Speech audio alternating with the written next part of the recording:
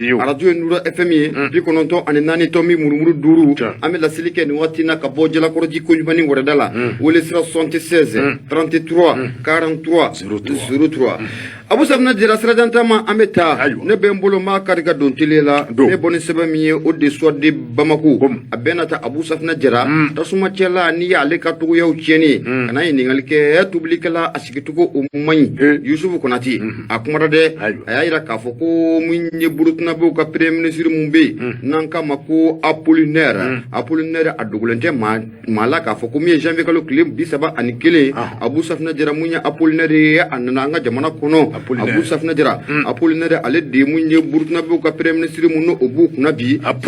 apollinaire de joachim kieleme de tambilla sigatala dangoro bany ale do ibina ka foko ayeni nalim nga janvier kalo clip bisaba anikele abu kana bla mu février kalo clip folola sigatala ananga jamana premier ministre no be docteur Sukel ku kala maiga kufo ani kata framunya able jobuka ani nunum bela dile usigira uborula abu obolon ko fe akamunye siga fo laba ko okera ani jamana fama irache no de be ashimu kuita no obo okufo ngamunye ni belebele insa no be burutna premier ministre kufo akone ira ka fami domna kombi aklina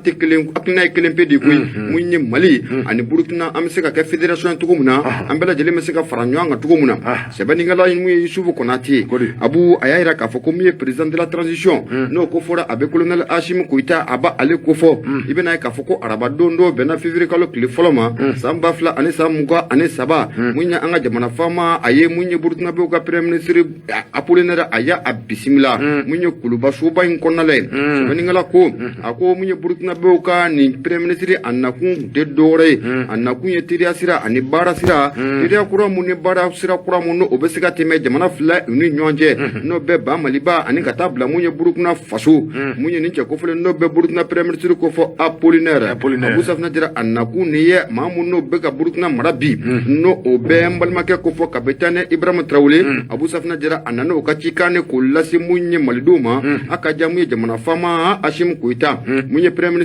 ministre burukna be no ko fora aba apollinaire aba ale ko fo akoni aye fulitani nga nyeshi anwa jamana fama ma no be colonel Hashim Koita ko fo apollinaire ayira ka fami domina kombi Hashimu faso kanu mumbala frafna kanu mumba ala abu safna dira ko odugulente mashila wa Hashimu ye maye fokata jien wule Hashimu ko atoko otiseka tunble Hashimu ka munye sika fo itala ka foko abe faso infe wa munye ali menemene no jien maamari be ame domina kombi abu jila fe ongereka fe ko bela dile ni belebele ntoko menno be Hashim Koita kufo wa Hashim ame domina kombi ko frafna kuna wulu dendo wa mamundo akaja ko frafna kanyeta ako okadini ndangoro banye apollinaire ayene tanu kuma bela dile ntaka nyeshi anwa jamana fama ma no be colonel Hashim Koita no bo okufo apollinaire no be burutna premier ministre kufo abu ayaira ka foko minye alekani visiting alekani nali anwa jamana kono la unité dore koy anana munye uka president no be Ibrahim Traoré kufo anana uka chika ne di jamana fama ma uka chika oti dore kaira ka foko munye burutna jamana fama Ibrahim Traoré ko munye aleko ninga dalele no wala samuye jamana infla munye mali ani burukna abu ameseka antika di nyama tukumna ka baro ko nku oke ko munye Ibrahim Traoré ya ira ka foko daira ko ni yelelendu wa munye ale ko ni aka disponibilité ko obe mali marabako bolo mali marabako abu safna dira ko uni burutna marabako ku ka franonga ka fédération belebele ninku osigi singa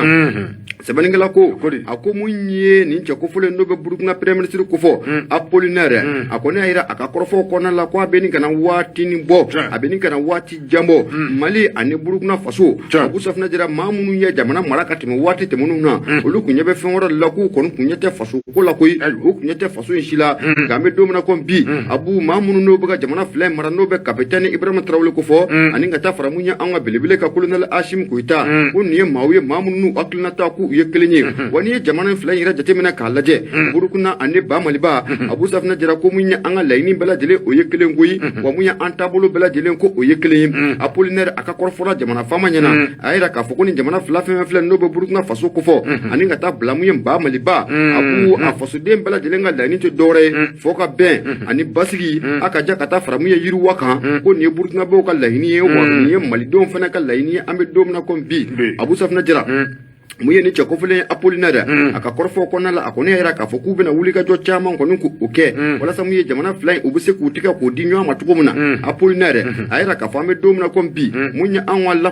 finitigilakaw ye sa n'o b'an ka wolomasiri tabaw ko fɔ k'olu kɛlen bɛ ka dɛmɛ mun ta ni ka Burukina k'a sɛgɛrɛ walasa mu ye terroriste u bɛ se ka bunte cogo min na ka bɔ ni jamana fila bɛɛ lajɛlen kɔnɔna la Abu Safinɛ Jara k'a kɛlen bɛ wasa ye bi koyi o sabu ka comme ye terroriste k'u bugu yɛrɛ kɔni k'u ɲini Apollinaire Abu Safinɛ Jara a kɔni y'a yira k'a fɔ a ka kɔrɔfɔ kɔnɔna la k'an bɛ don min na comme bi wuli ka jɔ mun n'o bɛ sen na mun ye chemin de fer o ka sigi sen kan ka nɛgɛ ka a boli nɛgɛ kan a b'u k'a bɔ bɔbɔ julaso ka tɛmɛ Sikaso fɛ a ka ja ka na a kun cɛ fo Bamakɔ ko o miirina n'o hakilinata ko o b'o olu la bi mun ye Apollinaire a ko k'a bɛ wele bila mun ye an ka jamana premier ministre ma n'o bɛ docteur Sogɛl Kokala Mayiga ko fɔ a ka fɛɛrɛ dabali bɛɛ lajɛlen kɛ a ka taa Burukina o chemin de fer mun n'o u bɛ n'o baara k'o sigi sen kan u bɛ se ka t'u sigi cogo min na ka marasi ka batiri u yɛrɛ dama ni ɲɔgɔn cɛ Burukina faso o kɔnɔ mun ye Apollinaire Abu Safinɛ Jara hali bi a kumara a y'a yira k'a fɔ an bɛ don min na comme bi n'an tora kɛrɛfɛ den na Burukina b'a kɛrɛfɛ Mali yɛrɛ bɛ kɛrɛfɛ Abu Safinɛ Jara ko siga t'a la ko juguw bɛ don yɔrɔ k'o sɔrɔ dɛ wa ni jamana fila ko an farala ɲɔgɔn kan Abu Safinɛ Jara ko an kɛlɛli ko a bɛ gɛlɛya fo k'a fɔ ko a gɛlɛyara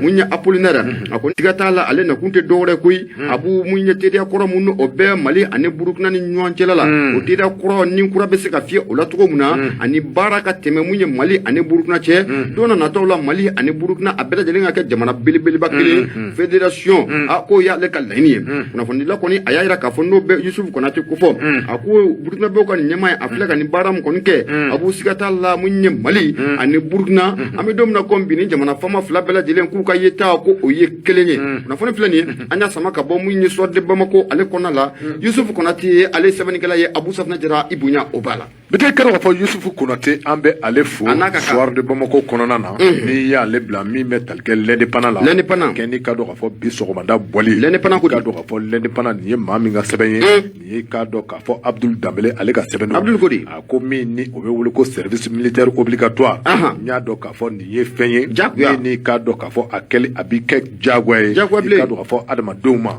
maa minnu bɛ yen k'a dɔn k'a fɔ ni olu bɛna admin fonction publique la a ka ja i k'a dɔn k'a fɔ foroba baaraw o kɛyɔrɔw la olu de bɛna i k'a dɔn k'a fɔ nin service militaire in k'i k'a dɔn k'a fɔ u bi o kɛ min bɛ tali kɛ i k'a dɔn k'a fɔ maa minnu ni olu bɛ transition kɔnɔ kɛrɛnkɛrɛnnenya cɛmancɛrɔ fanga maaw olu ye nin hakilina in k'a dɔn k'a fɔ u segira k'a segin a kan sabula i k'a dɔn k'a fɔ service militaire waati tɛmɛna tun bɛ kɛ anw ka jamana in kɔnɔ i k'a dɔn k'a fɔ nin waati laban in na min bɛ tali kɛ i ka dɔn k'a fɔ service militaire la a baaraw bɛɛ lajɛlen kun t'o sɔrɔ la i ka dɔn k'a fɔ kunnafonidilaw olu ka fɔ la ko fɛn min bɛ tali kɛ i ka dɔn k'a fɔ maa 774 i ka dɔn k'a fɔ ko olu kɛlen kɔrɔ kɔfɛ ka fonction publique k'a sɔrɔ min bɛ tali kɛ i ka dɔn k'a fɔ Mali yɛrɛ drapeau la ko u présentera drapeau kɔrɔ i ka dɔn k'a fɔ ninnu ka nin présentation in a kɛra i ka dɔn k'a fɔ alamisa don min bɛ tali kɛ i ka dɔn k'a fɔ jeudi don i ka dɔn k'a fɔ février kalo tile 2 san 2022 wa i ka dɔn k'a fɔ baara in a kɛra yɔrɔ min na o de kɛra i ka dɔn k'a fɔ 34e régiment militaire du génie militaire i ka dɔn k'a fɔ ko wa ko in bɛɛ lajɛlen kɛra i ka dɔn k'a fɔ jamanakuntigi yɛrɛ ale ɲɛkɔrɔ min bɛ tali kɛ Asimi Goyita aso la i ka dɔn k'a fɔ ko a tun bɛ kɛnɛ kan premier ministre ka dɔn k'a fɔ docteur Sogɛl Kokala Mayiga ko ale fana tun bɛ kɛnɛ kan wa i ka dɔn k'a fɔ gouvernement maa caman de tun bɛ yen maa minnu yɛrɛ bɛ wele i ka dɔn k'a fɔ ko corps diplomatique maaw n'olu bɛ tali kɛ i ka dɔn k'a fɔ ambassadeur la ani i ka dɔn k'a fɔ maa wɔɔrɔ ninnu bɛɛ lajɛlen tun bɛ kɛnɛ in kan min bɛ tali kɛ i ka dɔn k'a fɔ Abdul Dambele la a ko i ka dɔn k'a fɔ nin service militaire obligatoire in dabɔ mɛ min kama a kun ti dɔwɛrɛ koyi a kun ye k'a dɔn k'a fɔ ka nikura k'a fiyɛ anw ka service daw la a kun ye k'a dɔn k'a fɔ jogo ɲuman ka don anw ka service daw la a dabɔra min kama i k'a dɔn k'a fɔ ka jamana yɛrɛ k'a dɔn k'a dɔnnakari jamana yɛrɛ kanu bɛ se ka don i k'a dɔn k'a fɔ jamana baarakɛlaw la cogo min na jamana kɔnɔdenw bɛ se k'a dɔn k'a fɔ u ka jamana ye fɛn min ye i k'a dɔn k'a fɔ ko kalan in a dabɔra o kama kalan in dɛmɛnen kɔrɔ kɔfɛ min bɛ tali kɛ i k'a dɔn k'a fɔ service militaire la n'o ye i k'a dɔn k'a fɔ sɔrɔsiya yɛrɛ ale kalan kunfɔlɔw ye i k'a dɔn k'a fɔ ka u dege o bɛɛ lajɛlen na walasa i k'a dɔn k'a fɔ don nataw la i k'a dɔn k'a fɔ maa minnu ni u bɛ service daw la a ka ja u bɛ se ka jamana service baara ko o kɛ cogo min na ka ɲa o tɛmɛnen kɔrɔ kɔfɛ min n'i ka dɔn k'a fɔ o bɛ wele ko défense de la patrie n'o ye ka dɔn k'a fɔ faso yɛrɛ a bɛ se ka kuma bɔ u fɛ waati dɔw la i ka dɔn k'a fɔ ko in dabɔ mɛ o de kama min bɛ wele k'i ka dɔn k'a fɔ déontologie n'o ye ka dɔn k'a fɔ baara yɛrɛ ni makanba minnu ka kan baara yɛrɛ kan ka taa sariya minnu kɔnɔ ka ninnu bɛɛ lajɛlen k'a larawe k'a bɛɛ lajɛlen k'a dɔn ko in dabɔra o kama min n'i ka dɔn k'a fɔ a bɛ wele ko patriotisme n'o ye ka dɔn k'a fɔ fasodenya i ka don a fɔ faso kanu bɛ se ka don i ka don a fɔ foroba baarakɛlaw la cogo min na wallahi min bɛ tali kɛ i ka don a fɔ yurugu ani dunko juguya o bɛ ban i ka don a fɔ nin bɛɛ lajɛlen ka se ka cɛ ka bɔ i ka don a fɔ anw ka jamana in kɔnɔ kosɛbɛ kuma i ka don a fɔ ko n'a ma ɲɛ k'a fɔ ko a bɛ k'a fɔ ko refondation i ka don a fɔ ko nin ye a kunfɔlɔ dɔ ye sabula i ka don a fɔ ni maa minnu kɛlen ka formation daminɛ ye i ka don a fɔ minnu donnen filɛ a ko kɔnɔ nin ye i ka don a fɔ ninnu ye formation ɲuman sɔrɔ min bɛ tali kɛ i ka don ka fɔ nin ko in i ka don ka fɔ a baara kɛra i ka don ka fɔ jamanakuntigi a ɲɛkɔrɔ ka taa se i ka don ka fɔ maaba caman ma i ka don ka fɔ ko ninnu i ka don ka fɔ min bɛ tali kɛ u ka ministre la ministre min ni o ɲɛsinnen bɛ i ka don ka fɔ jeunesse sport i ka don ka fɔ chargé de l'instruction civique et de la construction citoyenne n'o ye i ka don ka fɔ Musa Ag Atayer i ka don ka fɔ kɛnɛ in kan Musa Ag Atayer ko ale wasala Musa Ag Atayer i ka don ka fɔ ale nisɔndiyara kosɛbɛ sabula i ka don ka fɔ maa 784 ani 4 na min bɛ tali kɛ i ka don ka fɔ maa 245 ko olu ye an balakaw ye min bɛ tali kɛ i ka don ka fɔ an balakaw ko u ka ca a la kosɛbɛ nka i ka don ka fɔ ninnu bɛɛ lajɛlen ye formation kɛ i ka don ka fɔ ko wa u kɛra maa ye minnu ni u jora i ka don ka fɔ u jora service yɛrɛ o baaraw kɔnɔ administration foroba ca a kɛcogo ɲuman i ka don ka fɔ ko u ye o dɔn k'o dɔnna kari min bɛ tali kɛ i ka dɔn k'a fɔ défense de la patrie n'o ye faso yɛrɛ a bɛ se ka kuma bɔ cogo min na waati min na i ka don ka fɔ gwɛlɛ a ma don faso kɔnɔ a bɛ se ka kuma bɔ cogo min na i ka don ka fɔ ko ninnu kalanna nin bɛɛ lajɛlen la wa k'u y'a bɛɛ lajɛlen dɔn ko k'a dɔnna kari o kuma i ka don ka fɔ Musa Ag Atayer a ko i ka don ka fɔ a bɛ min fɔ i ka don ka fɔ nin maa kura ninnu ye minnu n'u bɛ taa foroba ca a kɛyɔrɔ la sisan k'u ka fɛɛrɛ ni dabali bɛɛ lajɛlen tigɛ kalan min ni a donnen filɛ u kunkolo la nin o don dɛ kalan min kɛlen filɛ u kun ye k'u jija i ka don ka fɔ u k'u jɔn yɛrɛ fin koyi u ka fɛɛrɛ ni dabali bɛɛ lajɛlen tigɛ min n'i ka don ka fɔ a bɛ wele ko respect des usagers i n'a fɔ maa minnu bɛ taa baarakɛyɔrɔ la u ka olu bonya min n'i ka don ka fɔ a bɛ wele ko discipline n'o ye i ka don ka fɔ an ka ɲɔgɔn bonya foroba baarakɛyɔrɔ la ladamu min n'i ka don ka fɔ a bɛ wele ko preuve de conscience n'o ye i ka don ka fɔ an k'a dɔn k'a fɔ ko i ka don ka fɔ an bɛ faso baara la an tɛ kɛnyɛrɛya baara la wa baara i k'a dɔn i k'a kɛ ka kɛ ni dɔnnakari ye min o bɛ wele ko professionnalisme o kuma ninnu ye fɛnw ye fɛn minnu ka don ka fɔ ni bɛɛ lajɛlen kalanna u kun o kuma i ka don ka fɔ n'a ma ɲɛ k'a fɔ ko u ye nin kalan ɲuman in sɔrɔ ko a ka kan i ka don ka fɔ ni u taara u ka cakɛda kuraw la k'u ka nin baaraw bɛɛ lajɛlen bɔ a da kan min bɛ tali kɛ i ka don ka fɔ jamanakuntigi Asimi Goyita la i ka don ka fɔ ale yɛrɛ a tun bɛ kɛnɛ kan wa a bɛ se k'a fɔ k'a fɔ ko ale yɛrɛ tun ye invité spécial kosɛbɛ sabula i ka don ka fɔ a nisɔndiyara a fana k'i ka don ka fɔ nin kɛnɛ in kan i ka don ka fɔ ko nin ye kunnawolo ye sabula i ka don ka fɔ baara min ni a kɛlen filɛ nin ye ko a tɛ taa cɛsiri kɔ o kuma i ka don ka fɔ directeur min ni ka don ka fɔ o ɲɛsinnen bɛ service national la des jeunes ma i ka don ka fɔ Asimi Goyita a ye foli ta ka ɲɛsin o ma i ka don ka fɔ ko n'i y'a ye k'a fɔ ko nin baara in kɛra ka ɲa encadrement ni o ye i ka don ka fɔ ka lakana k'a sabati ka baara bɛɛ lajɛlen k'a kɛ a kɛcogo la i ka don ka fɔ ko a tɛ taa directeur ka cɛsiri kɔ Asimi Goyita i ka don ka fɔ a ye foli ta ka maa ninnu sɛgɛrɛ a fana ye min fɔ u ye k'a gwɛlɛya o de i ka don ka fɔ baara min ni a kalan kɛlen filɛ u kun i ka don ka fɔ u ka fɛɛrɛ ni dabali bɛɛ lajɛlen tigɛ Mali kura kɔni n'a ma ɲɛ k'a fɔ ko an bɛ o baaraw kɔnɔ i ka don ka fɔ ko olu ye Mali kura ɲɛbila ye dɛ o kuma n'a ma ɲɛ k'a fɔ ko Mali kura a ɲɛbila o maaw ye ninnu ye kuma i ka don ka fɔ ko nin kan ka dɔn u baarakɛyɔrɔ la a kan ka dɔn u baarakɛyɔrɔ la kunnafoni filɛ an ye min fɔ i ka don ka fɔ indépendant kɔnɔ Abdul Dambele ale ka sɛbɛn Abdul Dambele indépendant Abu an bɛ foli ta ni ka a sɛgɛrɛ ni maa 784 ani 4 Abu Safinɛ Jara u ni foli u ka kan o sabu kɛ mun ye formation ye siga t'a la dɔw ye kogo ta k'u dun Abu Safinɛ Jara dɔw yɛrɛ ye maɲɔgɔlɔn bɛɛ lajɛlen k'o bila u tɛrɔ bi u tɛrɔ sini dɔw y'a dabila de mɔgɔ dɔ y'an bolila na dama la de a fɔra k'i tɛ ta bilen ni abada ayi mais ni minnu fana bɔra olu kana taa foroba baara la bilen dɛ ayi o tɛ taa place bɛ yen dɔw bolila dɛ dɔw mago bɛ baara la dɔw bolila koyi ni mun bɛ kɛ kɔrɔ ka tɛmɛ awɔ u kun y'a dabila de awɔ sinon mɔgɔ si tun tɛ don foroba baara la n'i ma taa présenter k'a fɔ k'i bɛ taa fonction publique la bilen Abu Safinɛ Jara k'a sɔrɔ i ma taa formation kɛ ayi o kɔni o kuma banna o banna dɛ n ko nin dabɔra min kama ayiwa an ka jamana filɛ gɛlɛya min kɔ a dɔw la an bɛ fara cɛdo an bɛ fara fini tabaw kan awɔ parce que c'est des militaires u ye formation militaire bɛɛ kɛ ka ban u ni sɔrɔsiw bɛɛ ye kelen awɔ donc en cas de cas an tɛ ala deli an ka se fo o kisa ma mais ni a kɛra o dɔ ye k'a tɛ tigɛ olu fana bɛ don marifa la u bɛ taa fara mɔgɔw kan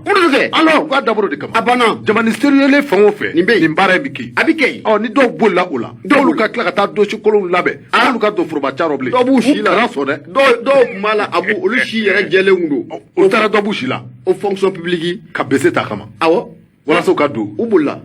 formation kɛnɛ kan u bolila oui parce que n'i y'i si tigɛ misali la ne ka n si yɛlɛma sisan ka taa kɛ san 10 ni dɔɔni ou bien 20 ni dɔɔni ka taa formation na i y'a to n dɛsɛra muso filatigi caman bolila yen dɛ vete kɔni a dɔn ko e bɛ muso fila ko fɔ nɔ muso filatigi caman de kɔgɔ ta dɔw bɛ boli olu tɛ musotigi yɛrɛ ne ma ban o ma alors nka ko in na comment ça muso filatigi caman de kɔgɔ ta ayi maa bolilen si tɛ muso filatigi a sɛgɛsɛgɛ Abu Safinɛ Jara mun ye Baba Adama Ture a ko di autorité morale an bɛ foli lase a ma nin waati in na o ka ɲi kɛ Baba dugawu k'an ye koyi Baba ka dugawu kɛ dɛ dugawu kɛ dɛ n'o tɛ nin waati in ma nɔgɔn dɛ Baba dun ka dugawu tɛ bin dɛ Baba dugawu kɛ n'o tɛ nin waati Abu Safinɛ Jara a ma nɔgɔn Baba olu ye karamɔgɔw ye kosɛbɛ a ka dugawu kɛ a ka dugawu Abu Safinɛ Jara hali bi an bɛ taa ne bɛ n bolo n b'a kari ka don kura ye sɔrɔ de Bamako n bɛ bɔ ni a ye Abu n'a jara e ko a tɛna se fila mun ye Laya Jara a kumara a ko mun ye muso kɔfɔlen n'o de bɛ Aminata Diko ko fɔ Abu a ye kɔrɔfɔ mun ta ni ka ɲɛsin an ka lakanabaaw ma Nations Unies ka n'a kɔrɔfɔ n'a kɛra sababu ye ka fasoden ɲuman bɛɛ lajɛlen ni k'u tɔɔrɔ Abu Safinɛ Jara an ka wolomasiri tabaw u ma nin ko in bila dakiri de la koyi Abu i bɛ na ye k'a fɔ k'u kɔni y'u kunda mun ye ni muso kɔfɔlen a furuso kan n'o b'a jabala yɛrɛ ko fɔ Abu Safinɛ Jara ko yan ka di nin ye Laya Jara a y'a yira k'a fɔ k'u ye kibaruya jɔnjɔn yɛrɛ kɔni k'o sɔrɔ koyi ka bɔ Aminata Diko a furucɛ yɛrɛ o yɔrɔ n'o de ye Mulaye Umar Aidara sirifukɛ k'u ye kibaruya kɔni sɔrɔ ka bɔ ale yɛrɛ fan fɛ k'a yira k'a fɔ ko mun ye an ka wolomasiri tabaw dɔw kɔni surutula ale ka denbaya la Bako Jukɔrɔ ni u ta kun tɛ dɔwɛrɛ ye Aminata Diko k'u tɛgɛ k'a ta ka d'a kan a ye kɔrɔfɔ mun ta ni ka ɲɛsin lakanabaaw ma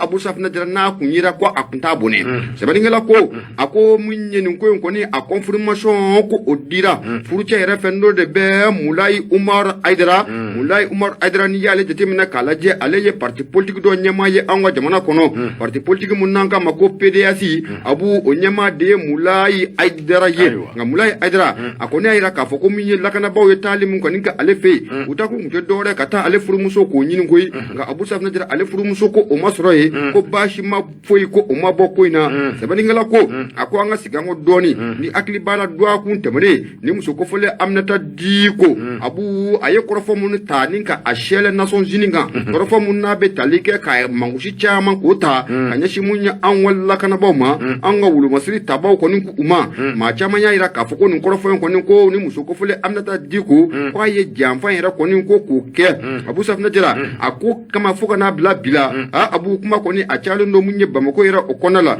o de kumu kɔnɔna la n'a jɛra a na se fila lakanabaaw kɔni kun ka laɲini tɛ dɔwɛrɛ tɛgɛ a bɛ se ka da ni muso kɔfɔlen kan cogo min na a taara kɔrɔfɔ mun ni ka taa sɛlɛ Nations Unies kɛnɛ kan a dalilu ye fɛn mun ye a b'a dalilu k'a bɔ k'a bin tɛ cari sɛbɛnnikɛla ko a ko an kɔni bɛ don min na ko bi maa si se k'a bila i kun na k'a fɔ ko mun ye jamana in bɛ taabolo min na ko bi lakanabaliya tiɲɛ don lakanabaliya an bɛ don min na ko bi basigiba tɛ an ka jamana kɔnɔ nka mun ye fasoden dɔ yɛrɛ de ka sɔrɔ ka t'i sigi Nations Unies o kɛnɛ kan an ka wolomasiri tabaw bɛ wuli ka jɔ ni cɛsiri mun na walasa anw bɛ se ka sunɔgɔ lafiya kɔnɔna la cogo min na ka taa buruja ta ni k'o sɛgɛrɛ Abu Safinɛ Jara ko a ye maanifin k'u kamana gan o de kumu kɔnɔna la i bɛ na ye k'a fɔ ko mun ye collectif pour la défense des militaires n'an k'a ma ko CDHAMU Abu Safinɛ Jara olu m'u ta in bila dagiri de la koyi olu kɔni taara mun ye plainte don mun ye kiiritigɛlakaw yɔrɔ ka ɲɛsin ni muso kɔfɔlen ma mun ye procureur du tribunal de grande instance de la commune Kati Abu Safinɛ Jara olu taara u ka plainte kɔni ko o don ye ka ɲɛsin ni muso kɔfɔlen ma sɛbɛnnikɛla kɔni y'a yira k'a fɔ mun ye muso kɔfɔlen yɛrɛ furucɛ n'o bɛ monsieur Mulaye Umar Aidara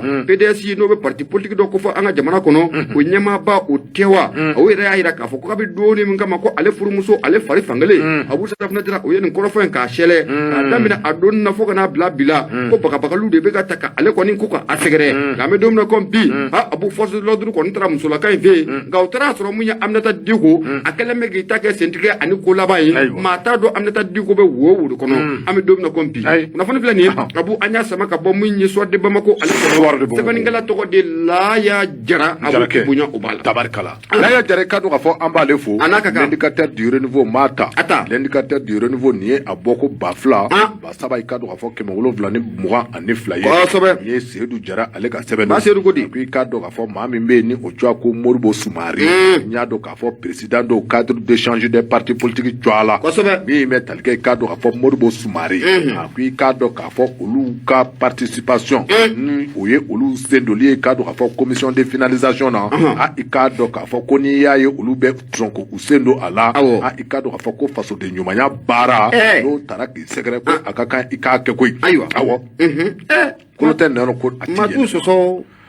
Mime Telge cadre a fait président du cadre d'échange des partis et de regroupement politique pour le retour à l'ordre constitutionnel. Nyado ka fait oye docteur Modibo Soumaré. Modibo Soumaré. Nyado ka fait ale koni cadre a fait ni wati labaina. Andi cadre a fait ko Modibo Soumaré abora aka dade kono. Sable cadre a fait ni wati na krofo chamanda meka usegre. Munu ni cadre a fait obe bololo et réseaux sociaux au savelala. Mime Telge cadre a fait cadre ma bele flande tara. Cadre a fait ni wati labaina jamane. Kundige asimi fait voilà c'est cadre à fond ou cadre commission de la finalisation kono wa timine cadre à fond nous donna commission de finalisation kono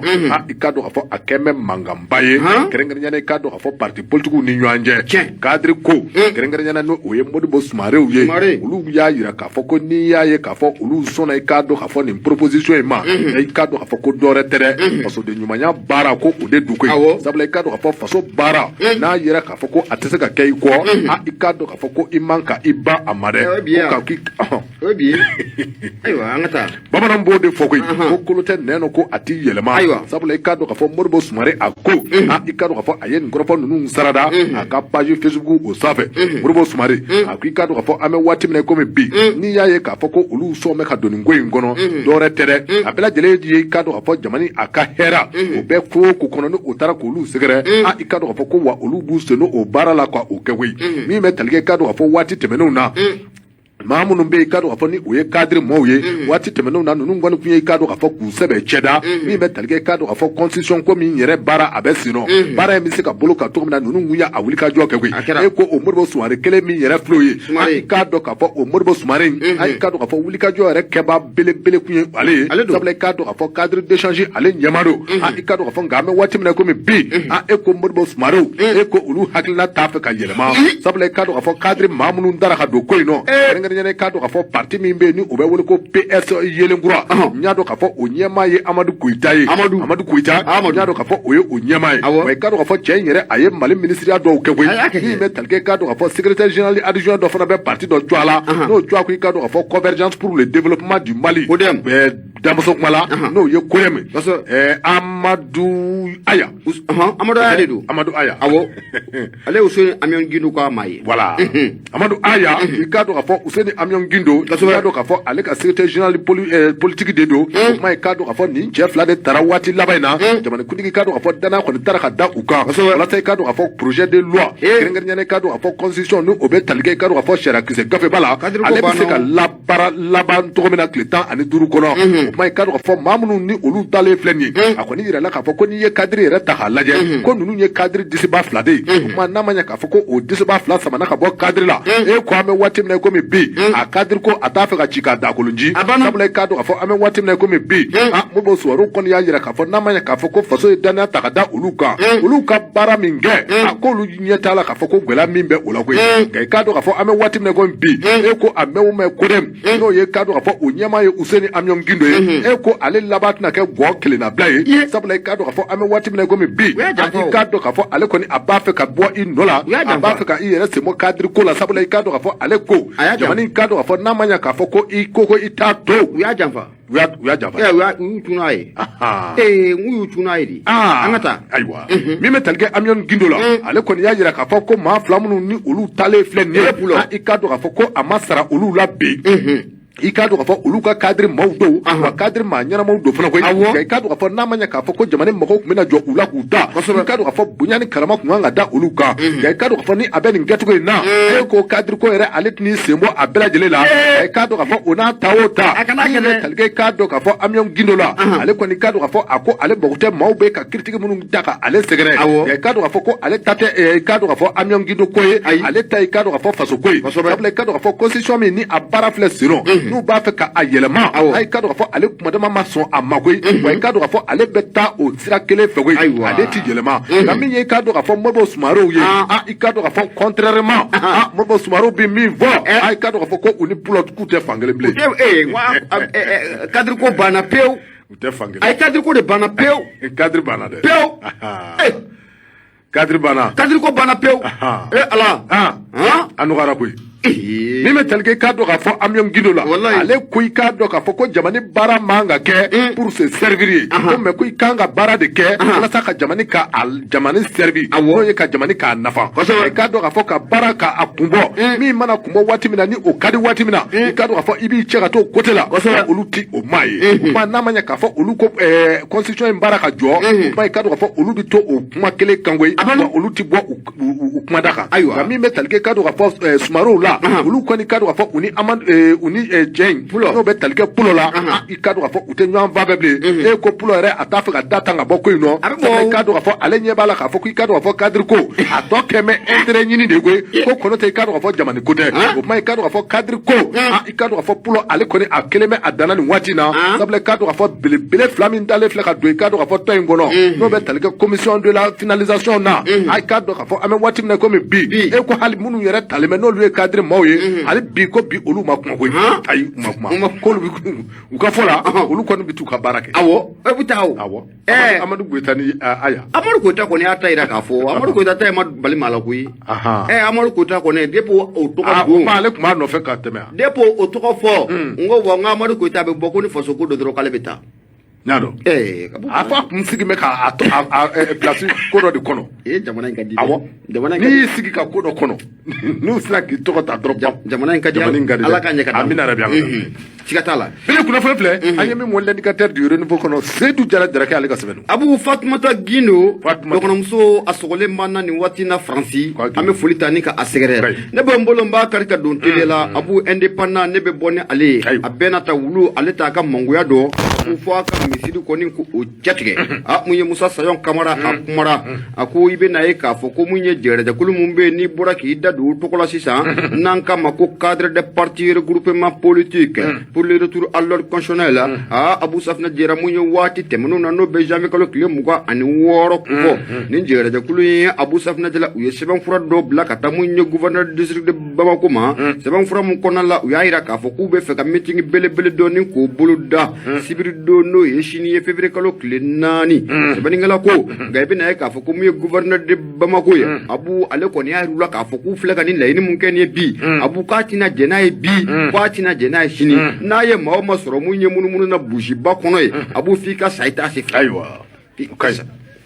Musa Sayon Kamara Abu Safina Jara a kumara a y'a jira k'a fɔ ko min janvier kalo tile 26 ni jɛgɛrɛjɛkulu in kɔni k'u ye nin bataki k'a ta k'a sarada ka taa di gouverneur du district de Bamako ma Abu Safina Jara n'o bɛ kadiri maaw ko fɔ u ka bataki in kɔnɔna la k'u bɛna meeting belebele k'o boloda février kalo tile 4 n'o bɛ bɛn sini yɛrɛ ma rond point belebele mun n'o an k'a ma ko burusiba Abu Safina Jara k'u bɛna nin baara in ka a kɛ u y'a jira k'a fɔ ko mun ye u bɛna porte-feuille mun k'o sɛlɛ Abu Safina Jara ko min ye jamana yɛrɛ bɛ ka mara cogo min na k'u n'u da don la o bɛna fɛɛrɛ ni dabali kɛ mun ye armée fɛnɛ ko o bɛ se ka dɛmɛ cogo min na kalata ko kuma fɛnɛ ko u bɛna o batiri u yɛrɛ dama ni ɲɔgɔn cɛ a ka ja fo ka taa fara mun ye dabalofɛnw gɛlɛya yɛrɛ mun o bɛ jamana in kɔnɔ kadiri maaw ka bataki mun y'a sarada k'a bila ka taa di gouverneur du district Bamako ma Abu Safina Jara u y'o de kɔrɔfɔ o sɛla a kɔnɔ nka gouverneur du district Bamako Abu Safina Jara ko a kɔni ko a y'u jaabi kɔnɔna la a y'u jaabi kunu n'o bɛnna février kalo tile 2 yɛrɛ ma gouverneur du district Bamako kɔni a y'a jira k'a fɔ an bɛ don min na comme bi ka ɲɛsin mun ye lakanabaliya mun yɛrɛ n'o bɛ an ka jamana fantan naani bɛɛ lajɛlen fɛ an bɛ don min na comme bi k'ale kɔni tɛ se ka abada sira kɔni di ni maa ninnu ma k'a fɔ k'u bɛ t'u ka meeting belebele ni ka taa a bolo da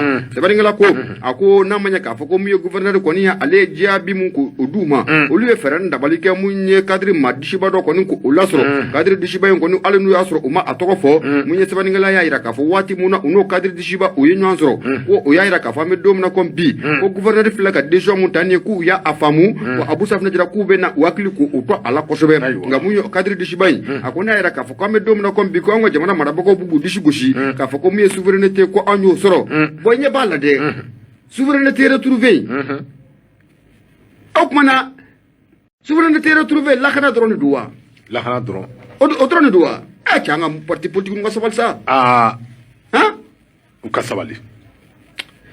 u ka sabali mun ye kadiri disiba dɔ Kadiri Abu Koti. Safina Jara ko ale kɔni y'a yira k'a fɔ ko n'a ma ɲɛ k'a fɔ ko an ka jamana marabagaw b'u disi gosi k'a fɔ ko min ye souveraineté retrouvé ko o baara ko o kɛra ka ko ɲumanna ko u b'o olu bali u k'u ka nin meeting belebele nin ko o bolo da Bamakɔ yɛrɛ kɔnɔna la n'o bɛ faaba kɔni ko o kofɔ Abu Sɛbɛnnikɛla kɔni y'a yira k'a fɔ an bɛ don min na comme bi mun ye gouverneur district Bamakɔ ale kɔni y'a yira k'a fɔ ko ale tɛ fila fɔ kelen pewu mun ye meeting k'u kana a bolo da Sɛbɛnnikɛla ko an kɔni bɛ don min na comme bi mun ye kadiri kɔni ye Abu Safina Jara e ko a ma da kolon ci k'a fili kolon ci wa cadre de changer kosɛbɛ n bɔra ka min da fɔ sisan o de kɛ mais olu dun bɛ kami ko bɛ taa meeting kɛ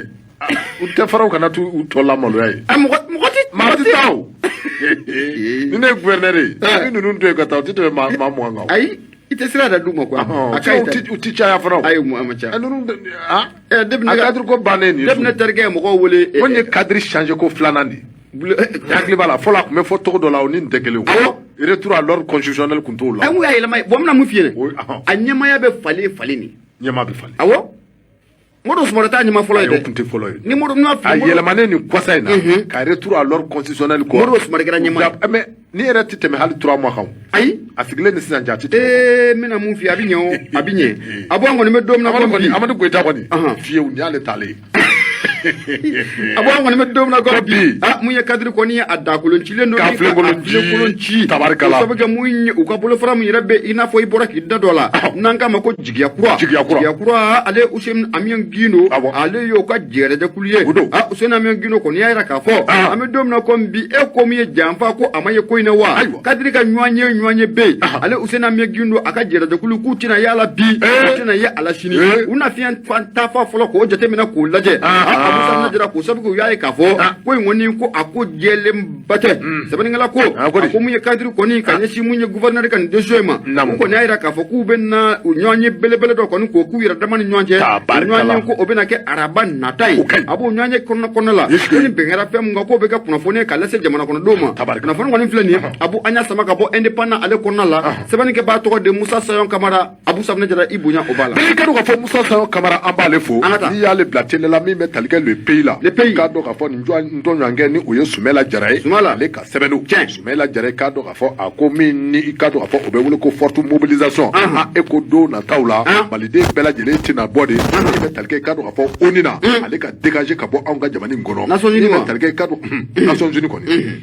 parce que b'a ka fɔlɔ ni o ye Sumala Jara ye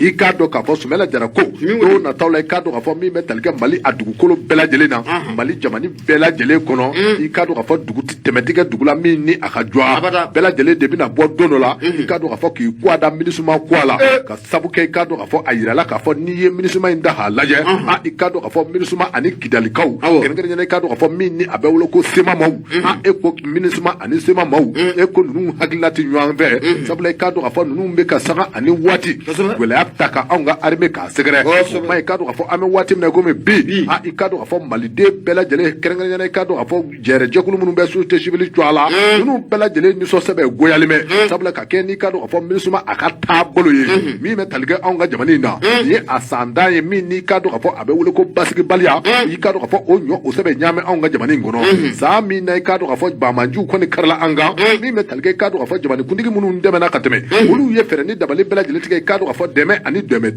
a bɛ se ka ta ka Mali armée k'a sɛgɛrɛ cogo min na walasa i k'a dɔn k'a fɔ min ni o bɛ wele ko avancée des terroristes i k'a dɔn k'a fɔ o bɛ se ka kɛlɛ cogo min na o de sababu la i k'a dɔn k'a fɔ kow nana bila kow kɔnɔ n'an bilara minɛn kɔnɔ filen bilara filen kɔnɔ sabula i k'a dɔn k'a fɔ o taara wolo min na o de kɛra i k'a dɔn k'a fɔ o ni maaw olu kana anw ka jamana kɔnɔ kɛrɛnkɛrɛnnen i k'a dɔn k'a fɔ min ni a bɛ wele ko MINUSMA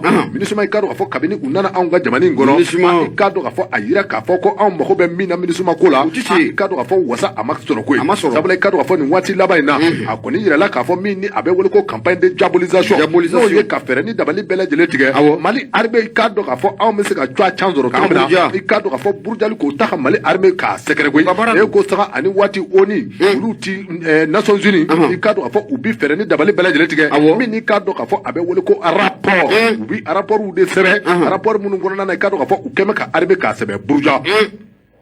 ou keme ka armée bourgeois sabla cadre fo l'armée on ngam ko la montée en puissance la montée en puissance la jele ba do ka fo ko utite cadre fo falu ko jo ne bi fa terrorisme de bi fa ko o terrorisme cadre fo sanga ani wati ni armée ye seba ya soro ani wati ni armée be ko bunde wati o wati sanga ani wati cadre fo o wati keluna nunu na fere ni dabali bela jele tike cadre fo ka rapport jugu do bo mi me ke sabal ka malika armée ka atoko cham o de abu baro ne mamu fa munu tena minishima ka rapport mun konala enoko masu olubo oro donc a foko civilier oyi et terroriste olubo donc abo nyona dia ma sali mamu no sara aba donc a foko toji ko ye terroriste walma oyi civilier minishima to chante ne kaba ko de aywa angata mime talge kaddo ka fo fatirba no sumela jare sumela ku kaddo ka fo exaltation no ye kaddo ka fo ko fali wale jugu ta ka population ko segre e kaddo ka fo nunu nye twa chanto ye twa chanko ye munu ni kaddo ka fo ministre keme ka utaka anga armée ka segre o fa kaddo ka fo on malido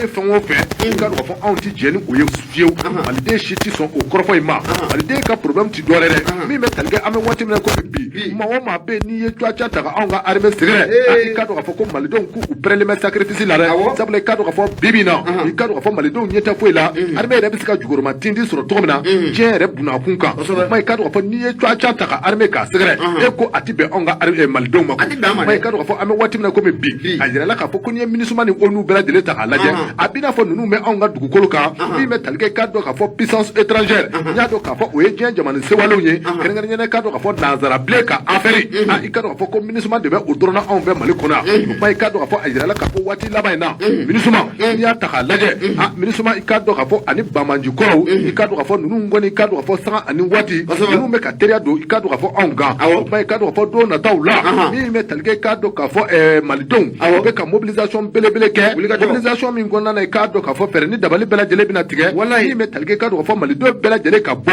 mi me talge ikado ka fo minisuma be se ka gwen ka bo kan do bra asiriba ka fola minisuma ikado ka fo ni ya taka laje do temeno na force étrangère belebele chamangume akono jendo ikado ka fo jamani do ko ni yuka kaso ani kaso bela jele kuru ya ikado ka fo halibi do be en fait o kuma ikado ka fo kelengele ni munu ni olu be en fait ikado ka fo ute fo ila anga jamani kono bi mi nyi ikado ka fo jamani sewalo kelengele ni ikado ka fo tuabu jamanu na zara jamanu ka aferi wa ikado ka fo ko ube odo kanga ke tarata temeni bela jele me akalama ka fo Nations Unies na la jere pami ni okera ko ni jira la ka fo o sebe ikado ka fo ma do ye korfo fo mumba jira ka fo ikado ka fo ko mali surasu be ka chanu ke kelengele ni ikado ka fo kuna fo mi mbe burja be talke ikado ka fo irisula kaula olu munu be on fait kaba kabini kado ka fo irisula kaw dona on fait kado ka fo to duma fuete ka ta ka anga armée ka segre o pa kado ka fo faso de do wera fana be we kado ka fo ko olu ni France la ko be ni baro la ko we kado ka fo jagulu ko mi be no be wole ko les ex rebelles kado ka fo nunu fana kado ka fo nunu ni minisuma nunu bela jele da be flikelena kado ka fo anga armée contre ikubenu e wuli bali ne koyi ñun te kono dimu yow ñe dimu ne do angata mime telge kado ka fo opinion nationale internationale no ye kado ka fo mali kono ani jere buna kun bela jele ga kado ka fo bela jele torolimbe minisma aka kewalila sabula kado ka fo kuma wo kuma ikado ka fo rapport munu ni olu be ka bo ikado ka fo abira ka fo ko anga armée ikado ka fo ko uye wala tedugu taka ikado ka fo civil secret ga masro ni ya taka laje anga armée adu fora ka fo anga armée ni professionnalisme ni yo fo ibaye ka fo obe mali suratela ko wala kale ka do ka dona kari nganga munge mbanga minge anga armée be odoko dona kari ma armée tita ba mashima na ya soro ite bamanja wale ukonona na mai kado ka fo armée be ka monter en puissance minge ko de keme kado ka fo asidia bi ka si kado ka fo force étrangère ou ma ka si kado ka fo puissance étrangère ou ma gerengere na mali i kado ka fo on ni kado ka fo jere partenaire kura mi nyu ambolo ko de keme ka ma do toro o mai kado ka fo fere ni dabali bela jele be skatige wala se kado ka fo o partenariat ko mi se ka dabla to mi abada patriple anya mi mo le pe kono sumela jara alika sebe e barkani e ma juli fo kan e sa juli gan sa kono dote ay ma juli fo kan ama changuyi nga an wa armée bogo kele o ye fali munin ko ke mura kaw fe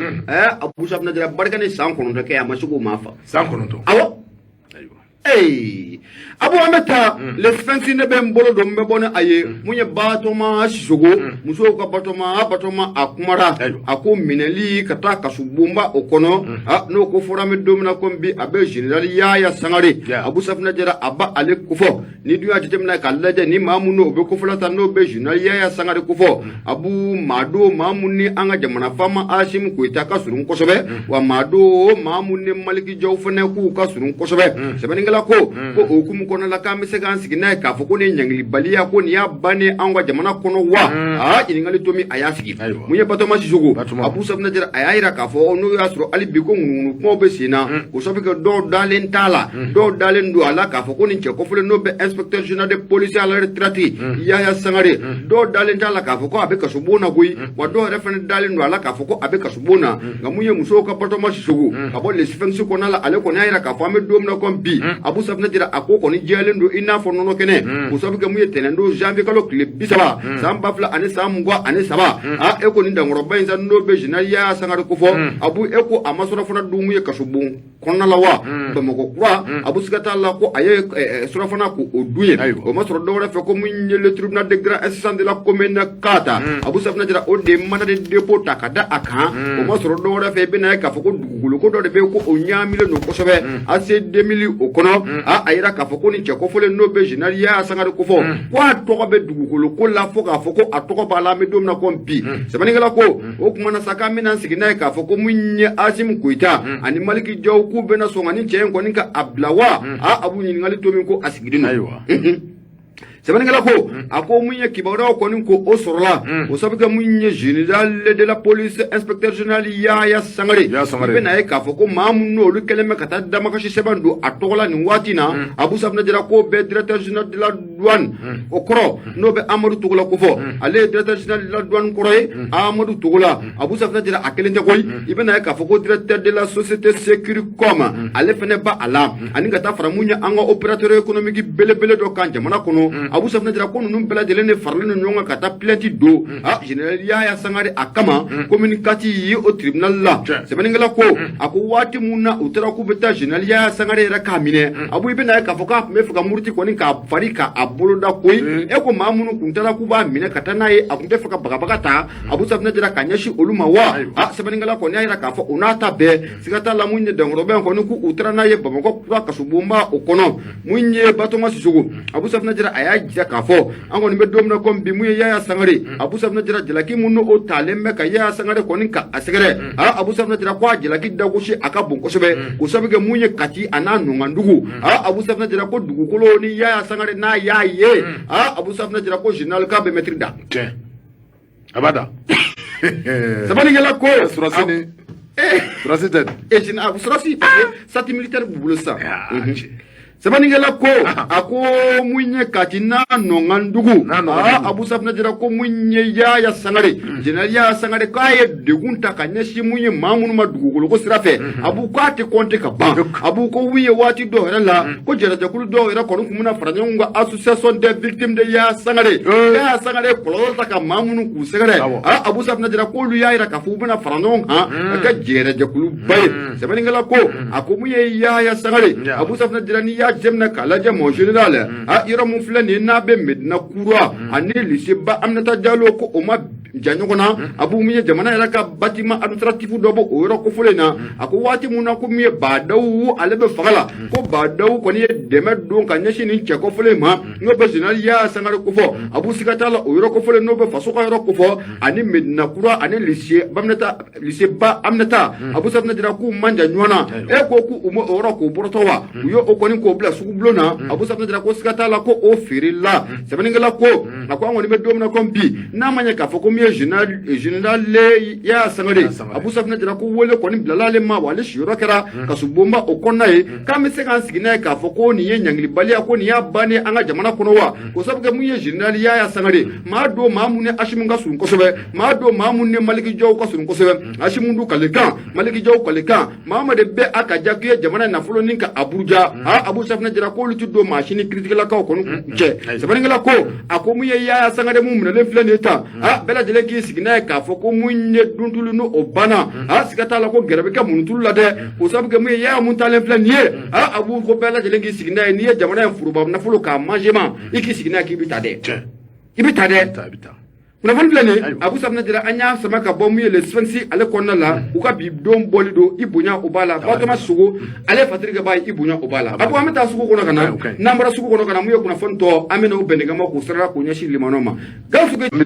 don an ka fɛn min bɛ tali kɛ k'a dɔn k'a fɔ nin ye sɛbɛn ye n'o ye Zenith Bale awɔ Zenith Bale BM Dabo ale ka sɛbɛn don BM ko di ko i ka dɔn k'a fɔ an ka taa ministère de l'équipement des transports et du désenclavement n y'a dɔn k'a fɔ ko min bɛ tali kɛ i ka dɔn k'a fɔ wari hakɛ dɔ n y'a dɔn k'a fɔ o kɔni kun bɔra min bɛ tali kɛ i ka dɔn k'a fɔ mandat dɔ kɔni dira mandat in ye i ka dɔn k'a fɔ numéro 214 du 29 août 2017 n y'a dɔn k'a fɔ kabini Sumana Daw ale kɔni ka dɔn k'a fɔ a bolo bɛ nin ca in nɔ tuma min na a b'i n'a fɔ e ko Jalaki Tante k'a sɛgɛrɛ min bɛ tali kɛ k'a dɔn k'a fɔ wari hakɛ dɔ la min n'o kun kan ka taa siraba baara da fɛ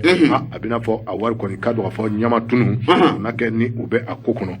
min bɛ tali kɛ k'a dɔn k'a fɔ lutte contre la corruption i k'a dɔn k'a fɔ yali i k'a dɔn k'a fɔ ni o ye dunko juguya ale bɛ se ka kɛlɛ cogo min na o dunko juguya kɛlɛ a sera a dan na wa waati de sera e ko dunko juguya a man ka dabila sa de wa sabula i k'a dɔn k'a fɔ dunko juguya kɛlɛ a kuma bɛ fɔ wa i k'a dɔn k'a fɔ a b'i n'a fɔ kuma in kɔni ye kuma ye kɛlɛ bɛ fɔ kuma o kuma dunko juguya kuma bɛ fɔ nka a kɛlɛ fura tɛ ka sɔrɔ a la kuma i k'a dɔn k'a fɔ waati de ma sisan dunko juguya kuma min ni a bɛ ka fɔ a bɛ se ka kɛlɛ cogo min na dunko juguya a ka se ka dabila foroba wari minnu ni olu bɛ bɔ i k'a dɔn fɔ ka don foroba baaraw la i k'a dɔn k'a fɔ u ka taa olu da fɛ wari minnu bɛ yen i k'a dɔn k'a fɔ ni olu man ka taa i k'a dɔn k'a fɔ maaw yɛrɛ kun i k'a dɔn k'a fɔ o wariw kana taa o da fɛ wari minnu bɛ yen ni a bɛ bɔ ka taa foroba baaraw da fɛ k'a kan ka taa o da fɛ don tɛmɛnenw na i k'a dɔn k'a fɔ Sumana Daw n y'a dɔn k'a fɔ direction des finances et matériels i k'a dɔn k'a fɔ ministère de l'équipement et des transports jɔ a la Sumana Daw i k'a dɔn k'a fɔ waati min na i k'a dɔn k'a fɔ Madame Traoré Zenabu Diop Madame Traoré Zenabu Diop n y'a dɔn k'a fɔ o tun ye ministre de l'équipement et des transports ye waati tɛmɛnenw na Sumana Daw ale kɔni tun ye i k'a dɔn k'a fɔ DAFU ou bien DFM ale tun bɛ o baaraw la i k'a dɔn k'a fɔ a yirala k'a fɔ kabini nin waati in na wari hakɛ dɔ k'a dɔn k'a fɔ olu kɔni kun taara min bɛ tali kɛ k'a dɔn k'a fɔ u ka kɛ ka baara minnu kɛ n'u bɛ tali kɛ siramisɛnninw baaraw la a bɛ n'a fɔ o wariw kɔni o baaraw ma kɛ k'o kɛ o kuma i k'a dɔn k'a fɔ Vegal i k'a dɔn k'a fɔ Vegal o kɔni i k'a dɔn k'a fɔ a ye a ka baara kɛ koyi Vegal ni o ye vérificateur général ye a ye wulikajɔ a ye a boloda a yirala k'a fɔ kabini nin waatiw la san 2017 i k'a dɔn k'a fɔ wari hakɛ min ni o kun bɔ mɛ walasa i k'a dɔn k'a fɔ baara minnu bɛ tali kɛ siraba ale labɛnniw la o baaraw ma kɛ nka i k'a dɔn k'a fɔ baaraw ni solima baaraw ma kɛ a min bɛ tali kɛ k'a dɔn k'a fɔ wariw fana na o wariw olu fana ma ye président du conseil malien des transporteurs i k'a dɔn k'a fɔ Wuruce i k'a dɔn k'a fɔ sanga ani waati min bɛ tali kɛ k'a dɔn k'a fɔ maa minnu ni olu bɛ siraba kan ka boli olu kɔni k'a dɔn k'a fɔ waati bɛɛ la olu fana bɛ a yira k'a fɔ min bɛ tali kɛ i k'a dɔn k'a fɔ baaraw la i k'a dɔn k'a fɔ ko siraw baaraw tɛ ka kɛ ka ɲa wa i k'a dɔn k'a fɔ sanga ani waati min bɛ tali kɛ taxiw la olu kɔni bɛ taxiw kan ka sara waati bɛɛ lajɛlen na kɛrɛnkɛrɛnnen i k'a dɔn k'a fɔ poste de péage ani k'a dɔn k'a fɔ pesage ninnu ye yɔrɔw ye i k'a dɔn k'a fɔ sanga ani waati i k'a dɔn k'a fɔ bolifɛntigiw bɛ wariw sara ye o kuma i k'a dɔn k'a fɔ a dun dabɔra kama k'a fɔ wari minnu ni ale bɛ sara o yɔrɔw la siramisɛnninw ka se ka baara cogo min na nka i k'a dɔn k'a fɔ o baaraw bɛ cogo min na a baaraw tɛ ka kɛ koyi kabini i k'a dɔn k'a fɔ san 2017 Sumana Daw DFM la i k'a dɔn k'a fɔ ko ko bɛ a kɔ sabula i k'a dɔn k'a fɔ min bɛ tali kɛ i k'a dɔn k'a fɔ nin wariw la wari minnu ma taa baara minnu kan ka kɛ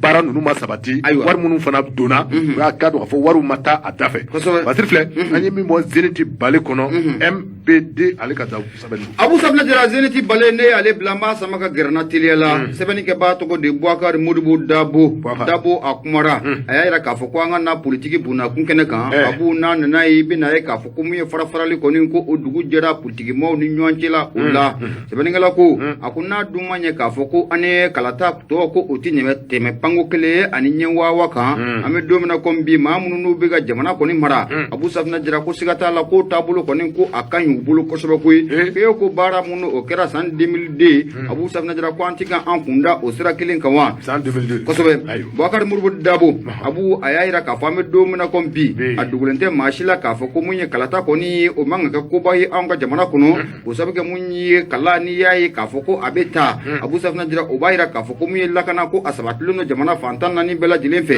nka mun ye parti politique ye san n'o bɛ démocrate ninnu ko fɔ Abu Safina Jara u dayɛlɛ datugu k'an ka taa kalata la mun ye Boubacar Dabo a kɔni y'a yira k'a fɔ an bɛ don min na comme bi a dogolen tɛ maliden si la k'a fɔ ko mun ye Mali an bɛ taabolo kura de kan taabolo mun n'an k'a ma ko Mali kura Abu Safina Jara Mali kura in k'a dun tɛ sigi sen kan abada fo maaninfin yɛrɛ k'u taabolo k'o yɛlɛma Abu Safina Jara an ka yetaw k'u bɛɛ lajɛlen k'o yɛlɛma parce que kanu k'u lana bɛɛ lajɛlen dusukun na k'o de bɛ kɛ sababu ye ka Mali kura ni ka a tɔ kɔni ka a sinsin Abu Safina Jara ka faso ka a kanu don maaw la nka an bɛ don min na comme bi o baara mun n'o kan ka kɛ Mali kura sira kan k'e ko an y'o sira taama yɛrɛ ko an y'o daminɛ wa a ye ɲininkali to min ko o sigi an bɛ wulikajɔ mun na Abu Safina Jara nin waati na ko wulikajɔ in ko a ɲɛsinnen don o ma wa ɲininkali to min kɔni ko a bɛ sigi mun ye Boubacar Modibo Dabo ye a kɔni yɛrɛ k'a fɔ ko mun ye démocrate ye Abu Safina Jara u dayɛlɛ datugu kɔni ko an ka taa parti kalata la a ko ni n'i y'o ko jateminɛ k'a lajɛ an ka jamana kɔnɔ mun ye parti politique caman de bɛ an ka jamana o kɔnɔna o la dugujɛ ko mugan ni tɛ i b'a ye k'a fɔ ko mun ye parti kura dɔ kɔni ko o créera Abu Safina Jara mun ye u yɛrɛ ka yɛrɛ sɔrɔ fasodenw ka yɛrɛ sɔrɔ kɔni ko o ta a la i bɛna ye k'a fɔ ko mun ye parti politique caman bɛ sigi sen kan bi an ka jamana kɔnɔna la Abu Safina Jara u yɛrɛ poche kɔnɔna don koyi k'a fɔ ko mun ye fasodenw don wa a ko kɔnɔ kuma t'a la ko mun ye fasodenw ka laɲini Abu Safina Jara k'u tɛ se ka a lafasa abada sɛbɛnnikɛla ko de kun kɔnɔna la k'an m'an sigi n'a ye k'a fɔ Abu don na nataw la k'a bɛna gɛlɛya parti politiquew bolo kosɛbɛ o sabu kɛ an bɛ don min na comme bi maa minnu n'olu bɛ ka jamana mara n'o bɛ Ashim Kuta n'a ka jɛrɛjɛkulu ko fɔ olu kalekan de ye ko fɔ yɛlɛmali kɔni ko o ka na an ka jamana o kɔnɔna la ko mun ye Mali a kanu bɛ se ka don fasodenw na cogo min na baara jugu min n'o tun bɛ kɛ waati tɛmɛnenw na ka tɛmɛ an ka jamana kɔnɔ o baara jugu dan bɛ se ka kari o la cogo min na nka Abu Safina Jara a yira k'a fɔ ko mun ye parti politique kɔni bilama ko fara faralen ko o bɛ ka don u yɛrɛ dama ni ɲɔgɔn cɛ la o la dɛ o de kun kɔnɔna la an bɛna ye k'a fɔ ko mun ye jamana faama ye maa minnu n'o bɛ ka jamana mara bi n'o bɛ colonel Ashim Koyita n'o b'a n'a ka jɛrɛjɛkulu bɛɛ lajɛlen o ko fɔ Abu Safina Jara k'u ka ɲini fɛn ko a bɛ nin ka tɛ sɔrɔ fɛn koyi o sabu kɛ parti politique n'u fara farala Abu Safina Jara maa minnu bɛ ka jama mara fanga mara an bɛ don min na comme bi u bɛ fɛɛrɛ ni dabali bɛɛ lajɛlen ka jama ka sama kan u fan fɛ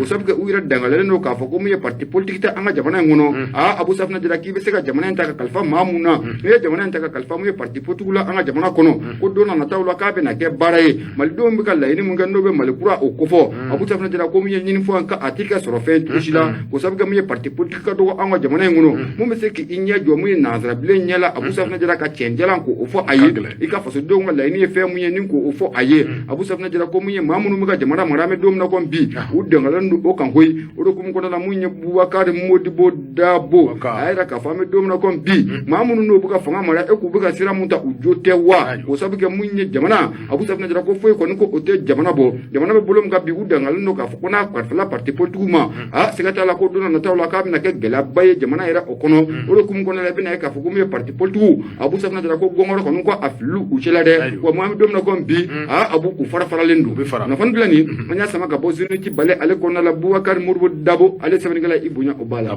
Abu waati kɔni sera an bɛ hakɛ to ni ka limaniya bɛɛ lajɛlen fɛ Mamadu Sɔgɔli ma na an bɛ bɛɛ lajɛlen fo ka bɛɛ lajɛlen walimadɔ an t'a bila dagirida la Abu Safina Jara b'i ka kumakuncɛ kuma ko sɛla an kan ko ka naga bɛ kari wa fɔ foli tanu b'a tanu waati na ka Morisi Kone k'ale sigira a bɛ Tomiya ani k'a dɔn k'a fɔ a furumuso Bernadette Munkoro Ɲamuri Keyita i ka dɔn k'a fɔ ale décapier Tomiya an b'a fɔ Tin Jara an b'a fɔ ale bɛ Kalabankoro Kulubilen na inspecteur de police kɔrɔ don a furumuso ni o ye Jean Tarawele an bɛ fo waati na o bɛ ka gafe lamɛn Abu an bɛ foli ta ni ka ɲɛsin kanubaa ni dɛmɛbaa bɛɛ lajɛlen ma kumaso Mamadu Adama Mayiga Gafu Jɛman ka Madu i na harama an bɛ foli lasi ma fo ka taa bila mun ye an bɛ Marigula Yakuba Gindo ninnu bɛɛ lajɛlen ka foli bɛ kumaso in kɔnɔ Awa Kaba an bɛ foli lasi fɛnɛ ma ko i Kaba nɛgɛ kɛrɛfɛ o kun kalifalen don mun ye Gawusu Keyita Jata Mandi Masa nɛgɛ kɛrɛfɛ o kun b'ale bolo bɔlɔlɔ Samam Kamara Mɔden Burama Tarawele bɔlɔlɔ o kun kalifalen don ale la kuma baara maa fila kun don Abu Safina Jara ani ka fara ne yɛrɛ Boubacar Tarawele ni kanu Ala ka jamana ka